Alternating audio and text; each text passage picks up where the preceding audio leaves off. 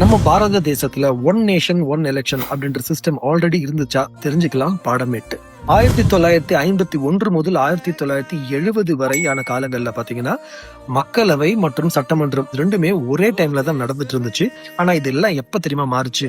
அரசியல் காழ்ப்புணர்ச்சி காரணமாகவும் ஒரு பாசிஸ்ட் மைண்ட் செட் காரணமாக குழந்தைங்களா செஸ் விளையாடும்போது கலைச்சு விட்டுருவாங்கல்ல, அந்த மாதிரி மக்களால் தேர்ந்தெடுக்கப்பட்ட ஸ்டேட் கவர்மெண்ட்ஸை கிட்டத்தட்ட 130 தடவை முந்தைய அரசுகள் கலைச்சிருக்காங்க.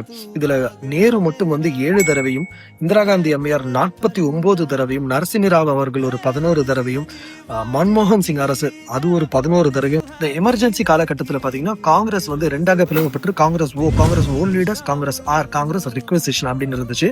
காங்கிரஸ் 6மே ரெண்டா பிரிஞ்சு காங்கிரஸ் ஐன்னு மாறிச்சு, இந்திரா காங்கிரஸ் மாறிச்சு. இவங்களுக்கு எல்லாத்துக்கும் மாற்றாக பாரதிய ஜன சங் அப்படின்னு ஆரம்பிச்சாங்க. அவங்க ஆட்சி அவங்க ஒரு 9 தடவை ஒரு ஸ்டேட்ஸ் டிஸ்மிஸ் பண்ணி விட்டாங்க. அதுக்கப்புறம் திருப்பி இந்திரா காந்தி அம்மையார் வந்த உடனே திருப்பி அவங்க ஒரு 9 ஸ்டேட்டோட கவர்மெண்ட்ஸ் டிஸ்மிஸ் பண்ணி விட்டாங்க. இதுக்கு நடுவுல மாட்டிக்கிட்டு மூச்சது நம்ம எலெக்ஷன் கமிஷன் ஆஃப் இந்தியா தான். அந்த காலகட்டத்துல எலெக்ஷன் கமிஷன் இந்தியாவோட வேலையே வேண்டாம்னு சொல்லி ஓடணும்னு எவ்வளவு பேர் இருக்காங்க. சோ அப்படிப்பட்ட நிலைமையில இருந்து இன்னைக்கு வரைக்கும் டெமோக்ரஸியை இந்த எலெக்ஷன் கமிஷன் ஆஃப் இந்தியா காப்பாத்திட்டு இருக்கு. ராணுவ வீரர்களுக்கு நாம் செலுத்த வேண்டிய அதே மரியாதையை எலெக்ஷன் கமிஷன் ஆஃப் இந்தியா மேல நம்ம வைக்கணும். அப்பதான் வரப்போற தேர்தலும் நல்லபடியா நம்மளால எதிர்கொள்ள முடியும். பாடம் 9 சந்திப்போம். நன்றி.